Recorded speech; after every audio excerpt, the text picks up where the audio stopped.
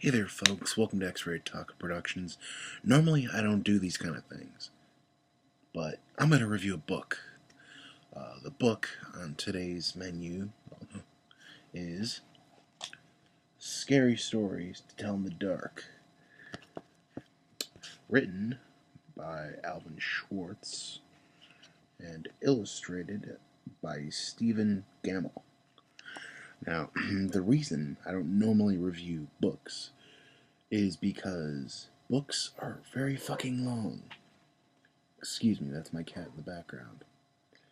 Right, books are very long, and details, after a while, are very difficult to remember.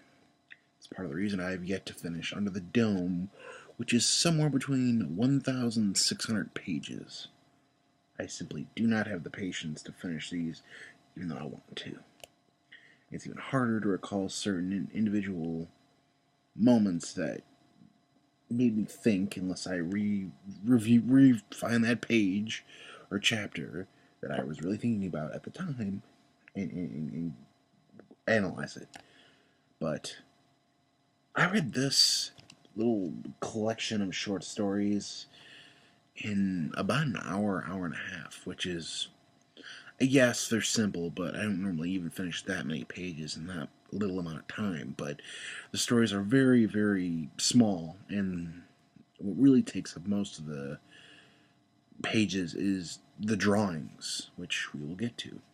Now, chances are you've read or at least heard of some of the stories in this book, because a lot of the stories are based on urban legends and such, some of which you may have heard. It's mostly American and European folklore, from what I've noticed. Now, what really gets folks getting into this, and the reason I have to stop you there. The reason I actually even remembered that this existed because of a YouTube channel called Jordan Underneath. Thanks, Jordan, if you're watching by any chance. Yeah, and what really got me interested in this was some of the unique drawings that exist in this book. Let me find one of the better ones for you. The drawings in this book are absolutely fucking terrifying and very, very detailed. Here's an example. These are for children. These are supposed to be children's stories. The kind of things you read around campfires and other various places. It's also got a couple of songs in here which I really, really enjoyed. And I read them in my head, so I didn't read it aloud like you're probably supposed to. But I still got pretty much the the point of them. Now, because these are so short, I can talk to you about some of my more favorite moments.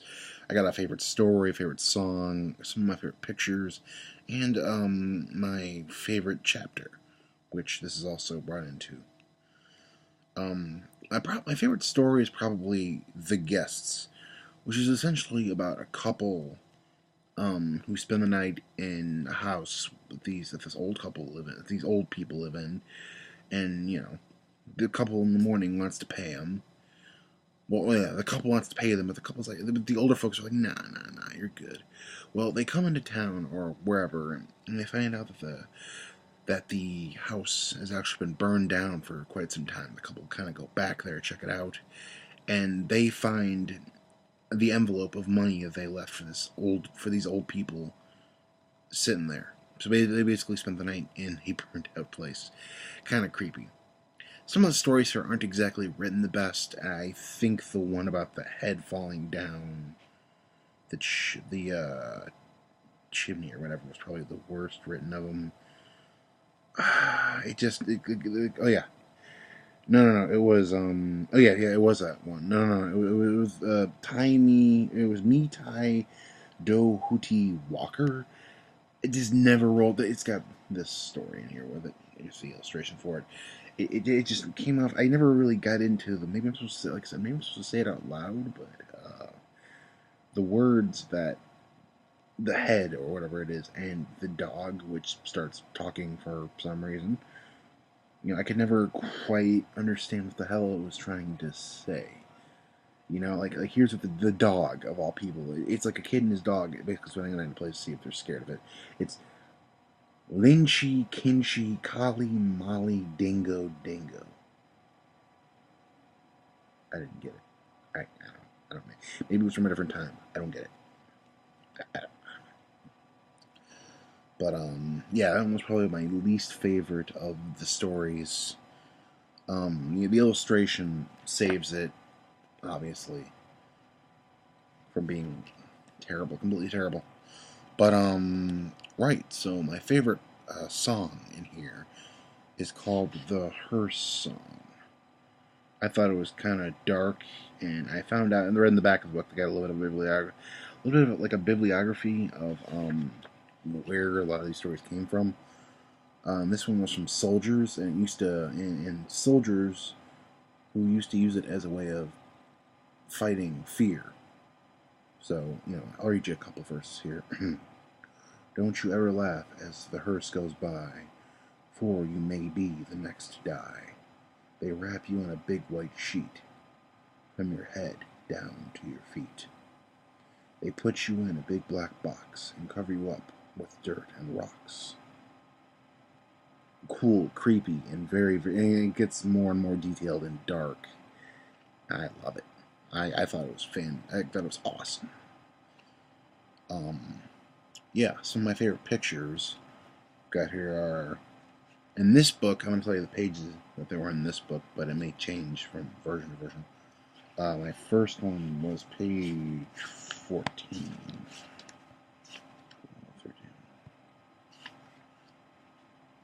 Oops. I meant page 13.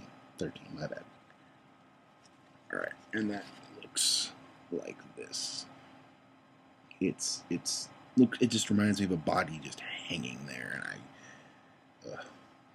very creepy stuff. My second favorite is on page 23, and it looks like this. Very scary stuff. Alright, number 3 is on page 30. You may have already seen this. That's this one. Next is page 42.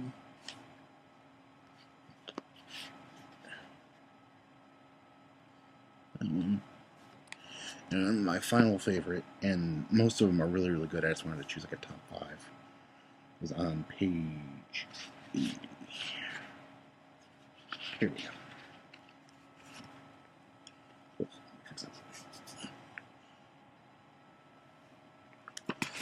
Yeah.